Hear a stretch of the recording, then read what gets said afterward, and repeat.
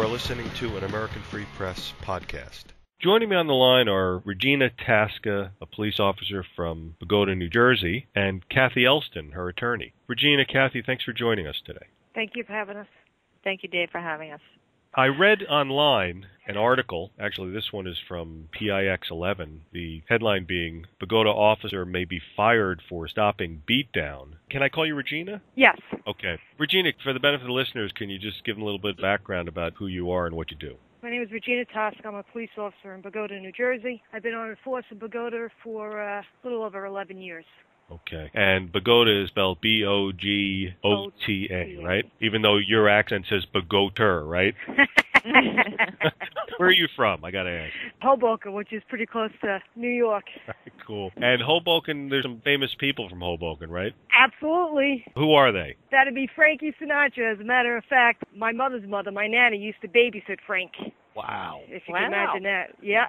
Wow, and my mom used to tell me, because she grew up in Hackensack, she used to go with her sisters to Frank Sinatra's home and look in his basement window as he was eating pasta. Yeah. How things have changed, huh? Yeah, that's true. Nowadays, it seems like people just break into the stars' homes. All right, and Pagoda is in Bergen County. It's in the northeast part of New Jersey, yes. And it has a population of just over 8,000. Correct. How many police officers on the force? It's actually less than a square mile as far as Pagoda. Very small town. I believe there's a total of 18, and that's from the chief all the way down to patrol. That includes detectives and sergeants. Okay, and you're the only female police officer? Correct. Okay, Cathy, how about the same for you? I'm an attorney for a little over 20 years, and I was the municipal prosecutor in Pagoda for over 10 years. So I've known Regina for a long time. Know a lot of the members of the department or past members of the department for a while. I've represented other members of the department, and when Regina started having problems due to these incidents, she contacted me to represent her. So that's how I got involved in it. Dave, if I could interrupt, Cathy was also a former police officer, too. Thank you. Yeah, I did read that also, but thank you for saying that. Okay, so I was wondering how you all were connected, but I see that now. This article, and I imagine this is pretty accurate, I watched the video. Plenty of cop beatdowns can be found online, but how often does the officer who stops others from handing out the beating get fired for it? That's exactly what's happening to Officer Regina Tasca in the Pagoda Police Department. Tasca's dashboard camera captured her as she attempted to stop two officers from beating an emotionally disturbed young man. Just days after the incident, she was told she was being suspended with pay. A year later, her trial is about to begin as the Pagoda Police Department seeks to fire her. Is that all true? Yes. The trial actually already started, so I know you're Yes. reading from the thing, but yes. Yeah, I'm reading April 16th, and of course today's Yeah. the 20th. Okay, Yes. So all that's true? Yes.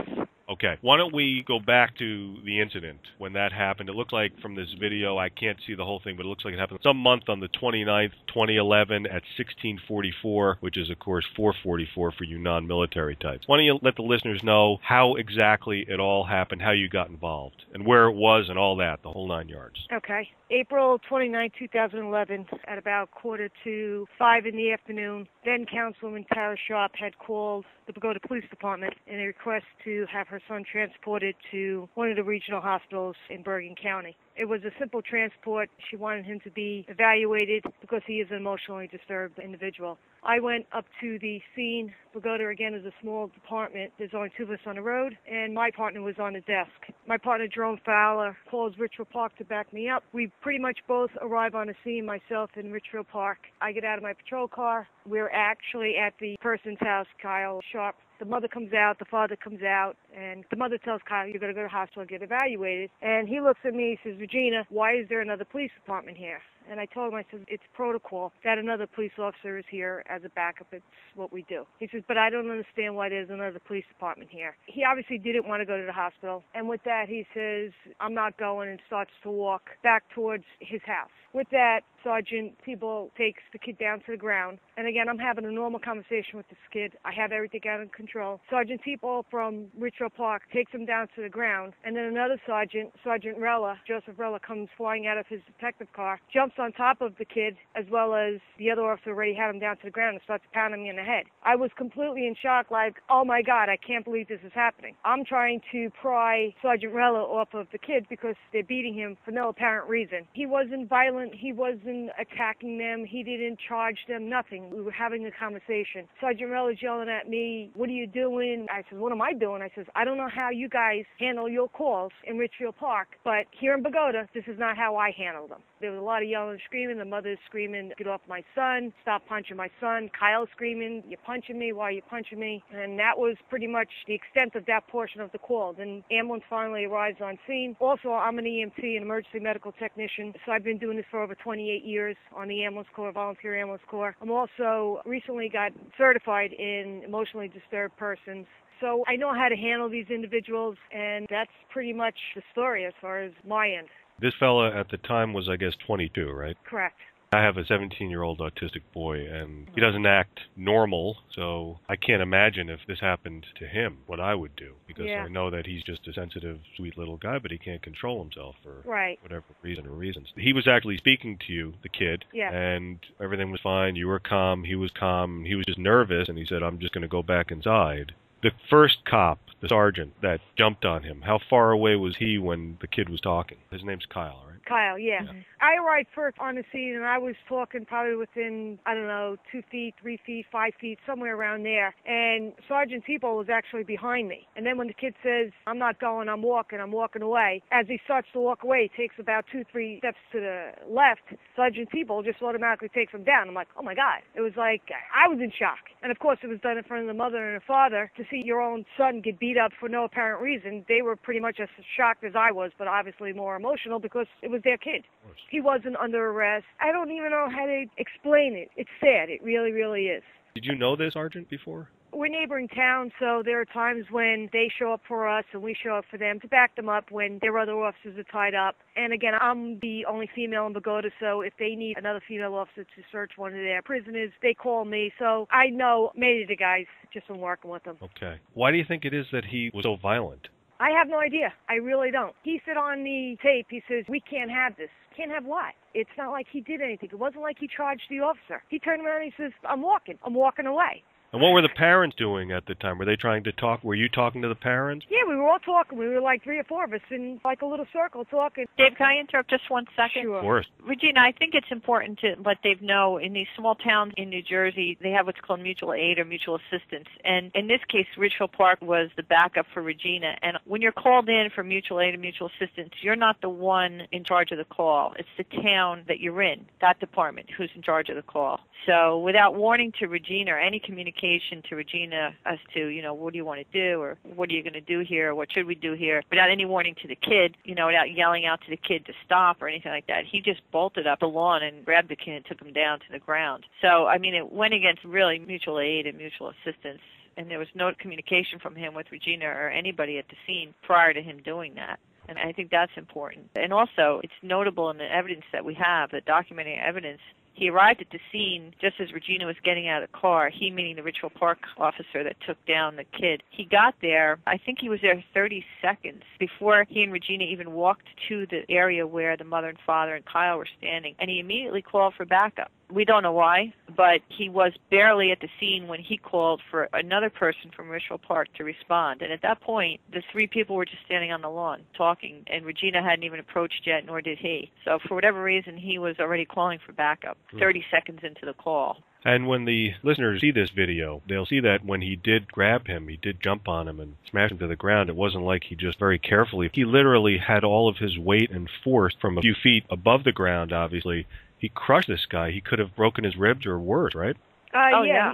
And you could actually see the injuries in the photos that I believe are already on the internet that the mother have taken. Just that force itself, as you say, just being charged like that. It's not like they nicely sat him down. They jumped on top of him. From behind. We're trained to bring it down, de-escalate, I should say. You talk to their level. You're not supposed to be better than them. You're not supposed to be above them. You talk to them, not at them. And that obviously didn't happen. I think it's clear from the video that Kyle was walking away from the officer. His back was to him, so he had no advance notice that he was about to be tackled and brought to the ground. Right. It was a deep shot. Yeah. Yeah, I mean, there was no forewarning. There was certainly time to say something before you went up and brought him to the ground, if not to him, to Regina. Instead of just bolting from the lawn and running up and bringing him down to the ground so suddenly like that. Do you know how long this sergeant has been on the force? I think from 2000 or 2001. I believe they were both sergeants for not a long period of time when this happened. Okay. Perhaps this guy needs to be examined because this isn't something that, especially people with a badge and a gun, are supposed to do. That's correct. When I grew up in Bergen County, we had respect for cops. That's right. You never heard about this stuff. You were buddies with them. And now it really seems like, regardless of these statistics, it really seems like things are out of control. There's cops beating up normal citizens like every day. Yep. When he jumped him like that and put him to the ground, did you happen to see Kyle's face at all? Was he in pain? He was kind of screaming, like, get off of me, what are you doing, why are you punching me? Because, again, one sergeant had taken him down. But then the second sergeant comes flying out of his car, like I said, out of his detective car, and he starts pounding me in the head. I'm like, what the heck is going on here? And that's when I kind of freaked out a little bit, like, what are you doing? You know, I don't know how you guys handle it, but this is not how I handle it in my town. And I started prying Sergeant Reller off of the kid because it was just out of control. It really was out of control. Right. How big is Kyle, do you know? He's a little guy, maybe 5'4", something like that. And how about the first guy who tackled him, that sergeant? Top of my head, I want to say probably 5'6", 5'7". He's a little bit bigger. Yeah, 5'8". I don't even know. Okay, and how about the guy who was pounding him? He's a little guy as well. He's probably 5'4" himself. Okay, and how about you? The little one, 5'3".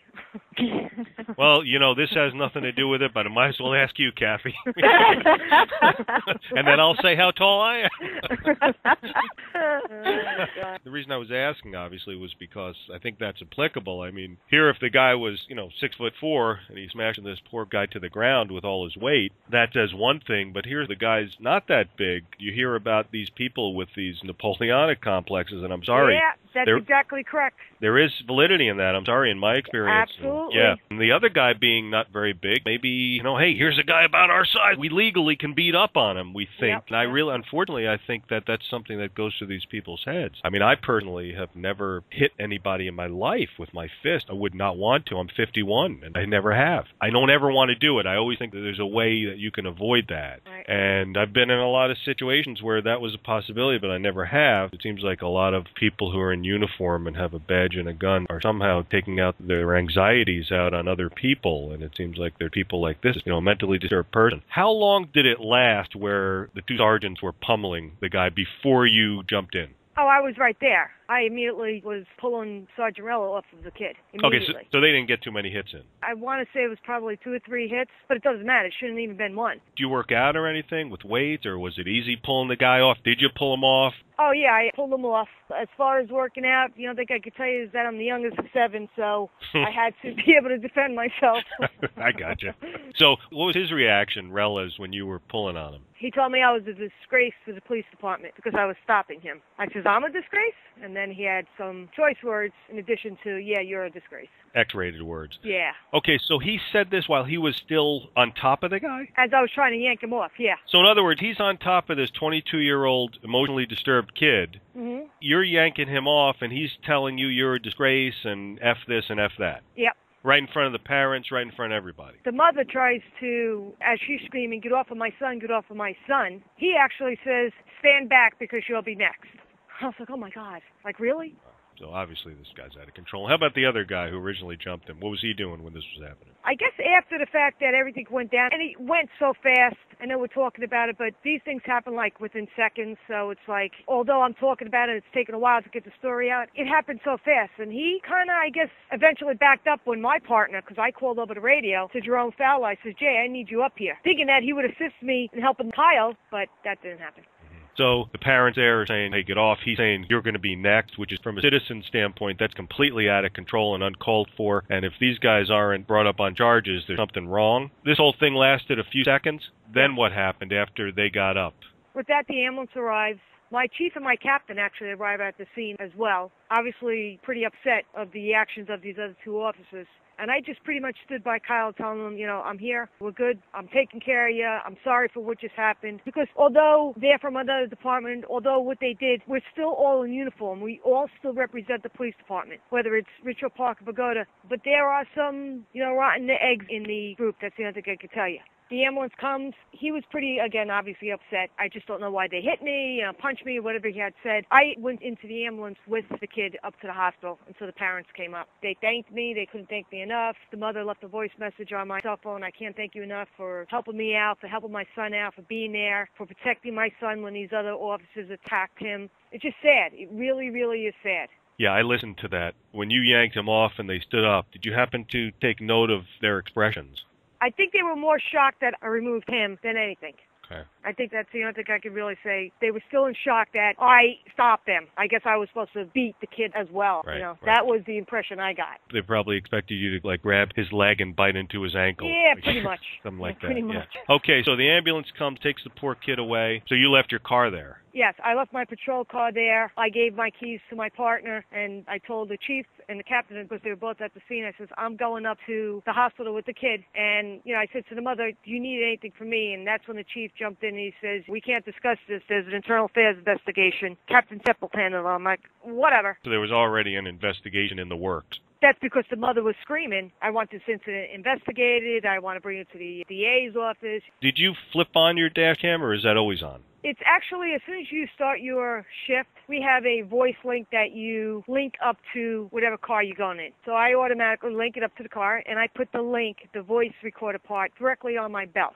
As soon as you hit your overhead lights, it automatically starts to record. You have an opportunity to shut off the camera if you want to, and when I say shut it off, like if I'm doing a fire scene, the camera would be automatically rolling, and I don't need to waste the tape for that. But I always have my camera on to protect me, protect my citizens, and I have nothing to hide. There are officers who choose not to put it on, but that's their choice. I see you're parked a little ways from the home. Was that because there was a car originally in front of you, or did you I believe so. Do you usually park closer, or you just didn't want to scare the kid or something? Well, I went in without any lights and sirens, and I actually put it over the air to my partner who was on the desk. I said, have the ambulance come in, no lights and sirens, because, again, he is emotionally disturbed. You don't want to get his adrenaline pumped. Right. Whether or not they did that or they listened to it, I don't know, because, of course, they came in with lights and sirens. After that, you went to the hospital. What happened after that?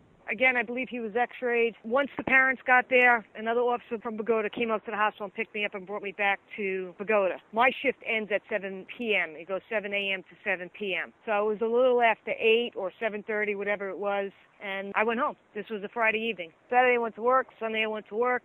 Normal, nothing going on. Nothing going on in the sense that no one questioned me, no one interviewed me, no nothing. So I worked 2 full shifts, and then we're off since we have so many crazy hours. I'm off Monday and Tuesday. My next day back in, I believe, was Wednesday. And the captain says, we need you to come in to speak to you for administrative questions. I'm like, all right, well, I guess maybe they're finally getting on this call of April 29th with this kid, Kyle Sharp. I keep saying kid. I'm sorry for that. Can I interrupt for a minute, Regina? Sure. Dave, it's important to note, at the scene after Regina called her tour commander, Officer Fowler, he showed up, but also the chief of the department showed up, and also the internal affairs captain showed up. And Regina did, at the scene, tell her supervisor, Officer Fowler, what happened here just wasn't right. And the IA captain was right there on the scene, so I just wanted to point that out. Nobody ever asked Regina at the scene what happened. Right. There was evidences that Fowler did talk to Ridgefield Park. One of the Ridgefield Park officers was trying to talk to the father. It appears Stepp had talked to a few people there, but nobody made any effort to talk to their own officer about what happened at the scene before she left to go to the hospital with Kyle.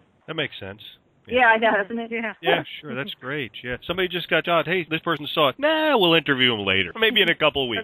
She called him up to the scene, and then he never spoke to her at the scene, and nor did the IA captain, who also responded there. Why do you think they didn't interview her, Cathy? I would love to know the answer to that question myself. I'd also love to know why the Ridgefield Park officers were never asked in an interview or a sworn statement what happened. That's a little curious myself. And I'm also concerned with the destruction of internal affairs notes by the IA captain. Wow. You got called in to the office. Mm-hmm. And what happened?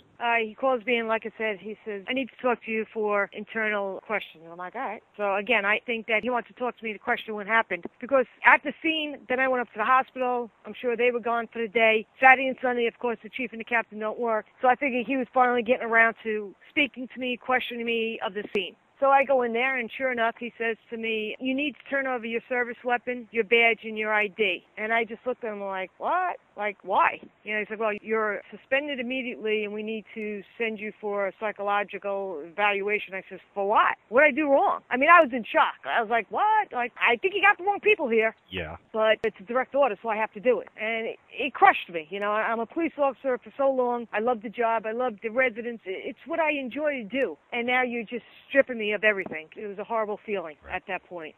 Were you ever on Cops? I could have sworn you look familiar.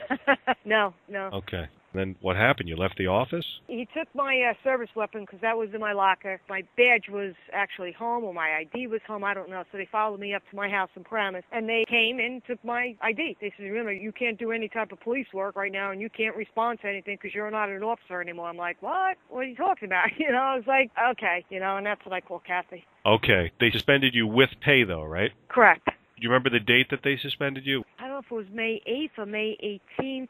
I have to actually look. I think it was May 18th, if I'm not mistaken. They suspended you with pay, which means that you don't have to work, but you still get paid. Correct. Got They it, first Tom. suspended me, but I guess the mayor and council makes that decision whether or not I'll be paid or not. So it came up at a council meeting a couple of weeks later that they decided they were going to continue to pay me. Then you called Cathy. Yep. Okay, Cathy, how long were you a police officer?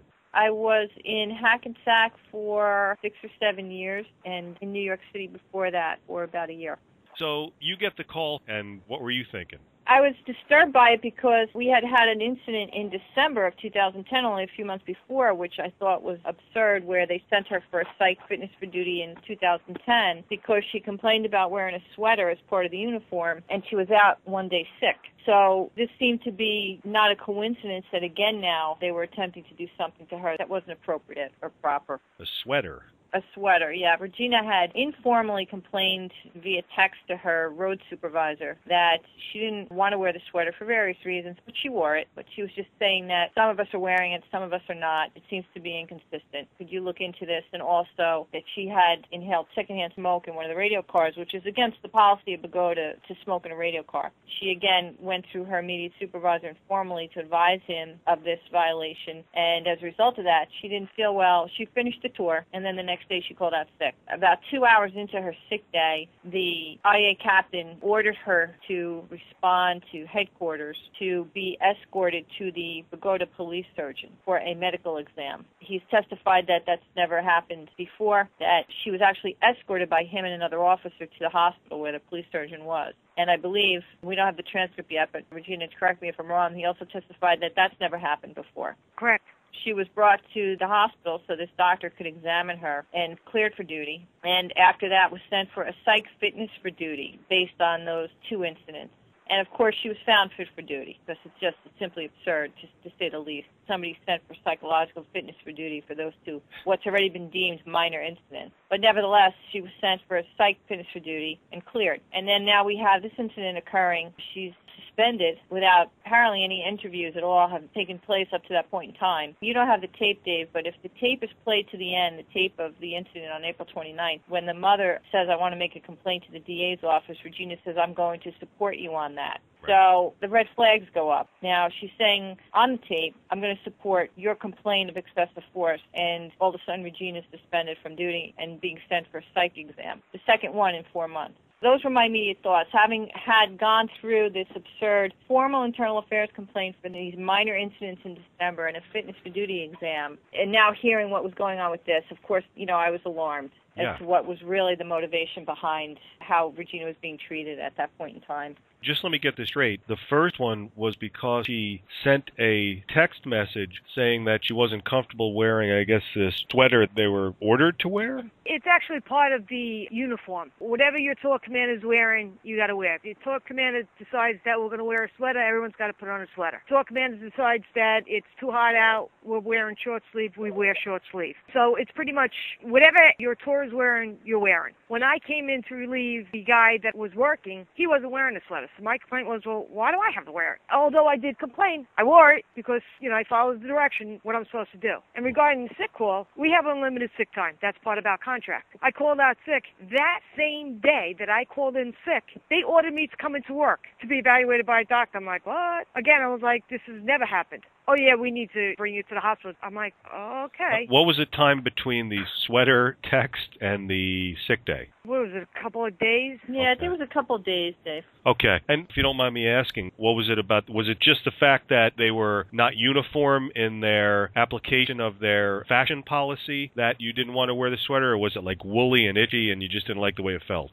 It was a little bit of both, I think, because you were complaining that it was uncomfortable for you, but also that you noticed that not everybody was wearing it. So Right. I think it was a little bit of both, right, Regina, if I'm not mistaken? Yeah. Well, Dave, to make it even more absurd, during the Internal Affairs interview, and there was some sparring going on between me and the IA captain because we were told we were going to be brought down there to talk about these incidents, and when we got there, it wasn't a conversation. We were told, oh, by the way, we're going to sit here for an IA interview right now, and that's in the transcript of that particular interview. We were never told that Regina was being investigated or about to be questioned on these two minor incidents. We were brought down there under the guise of trying to discuss what these issues were, and instead, before you know it, we're sitting down there with a video camera answering questions on these two minor incidents. How did they find out about the text? Did this person you texted, did that person turn you in? Boy, look, he doesn't like the sweater. Let's go get her.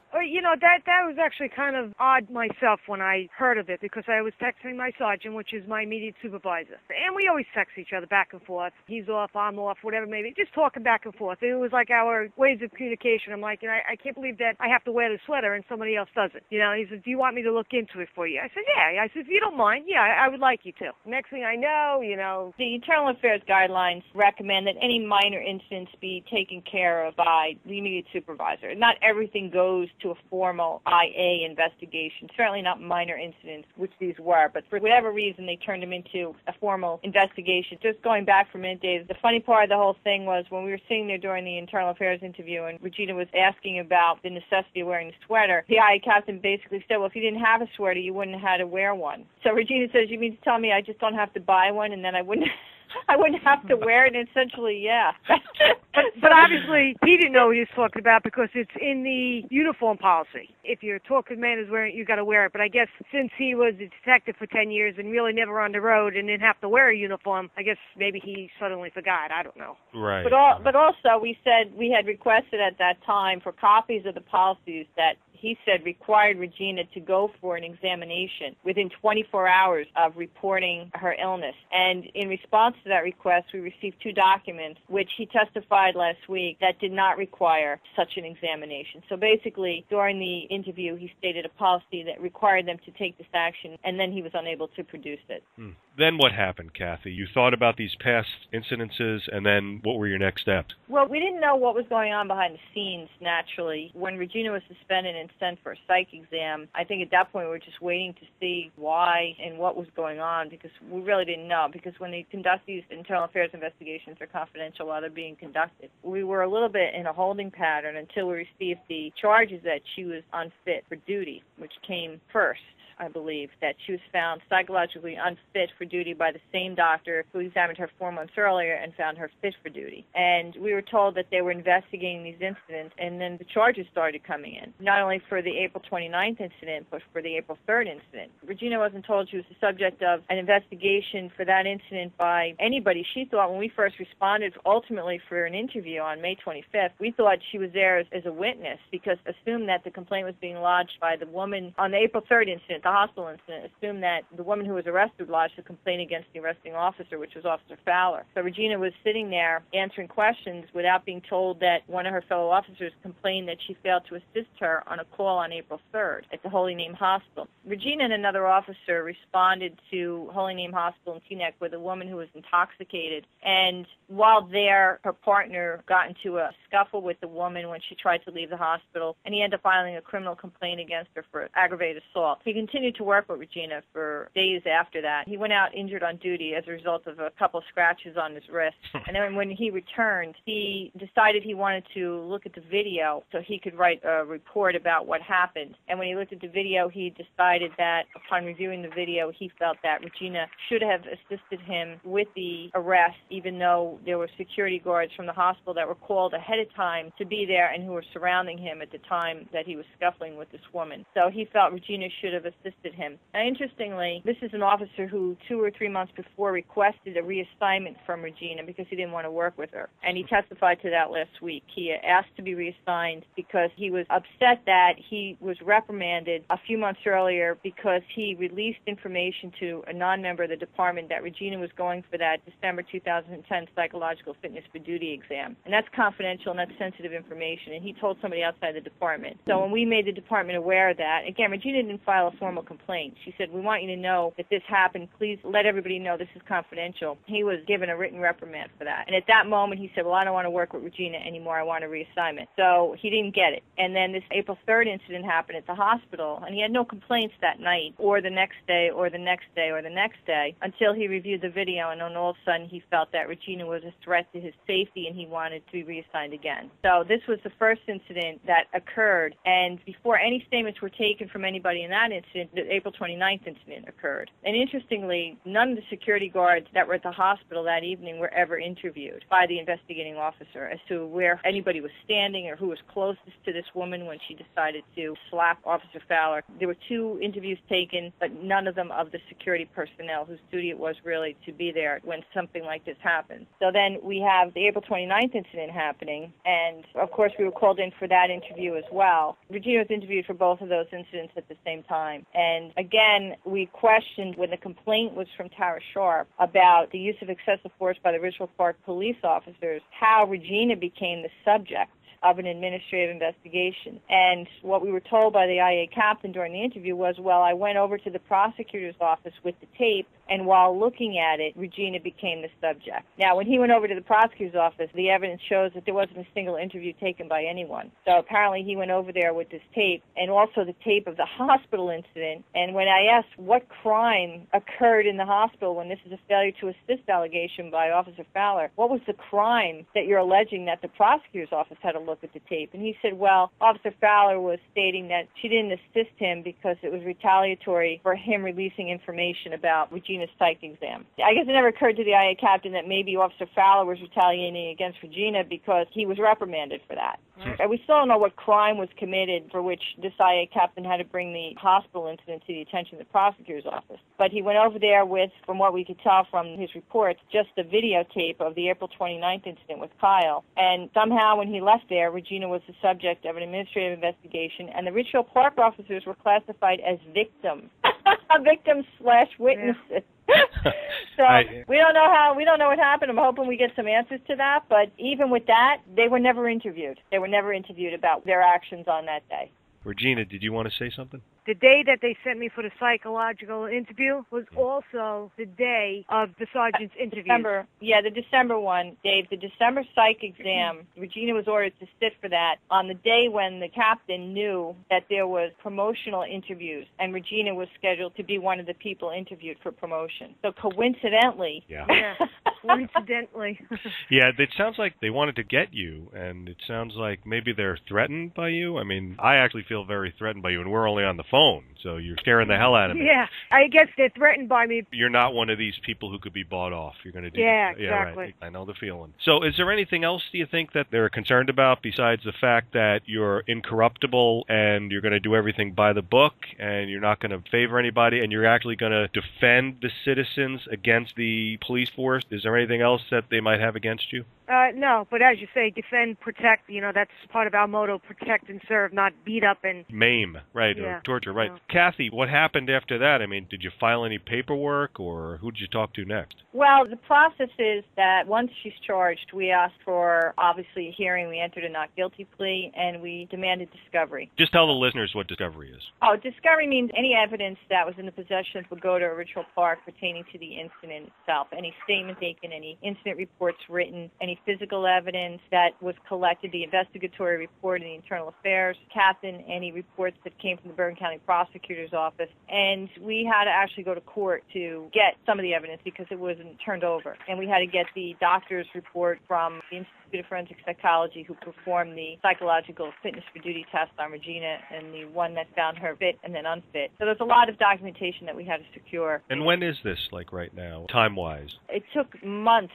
It started when Regina first received the charges, I believe in June, Regina, and then we were in court because we were attempting to obtain what you call the raw data from the doctor who performed the test on Regina, who wouldn't turn it over in the absence of a confidentiality order. We moved to enforce the subpoena to get that documentation, and then we had to go back because we kept asking for certain documentation that the borough didn't even respond to the request, just ignored my letters. So we had to make another motion in Superior Court for that documentation. And we didn't get everything up until, I think, the beginning of this year. Yeah. Okay. So it took that long. And then there was a change in hearing officers, so there was a couple of reasons why it's been so delayed. But Right.